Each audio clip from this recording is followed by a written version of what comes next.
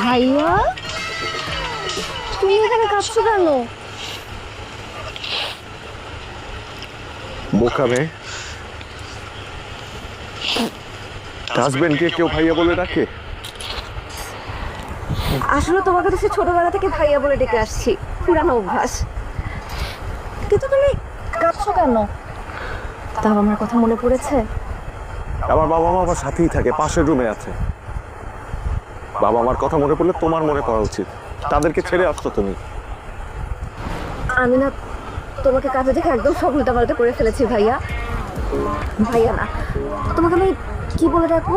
জচ্চর, বিশ্বাসঘাতক, প্রতারক। তোমাকে আমি এসব নামে কেন ডাকতে যাবো? কারণ আমি তোমার সাথে প্রতারণা করেছি। প্রতারণা?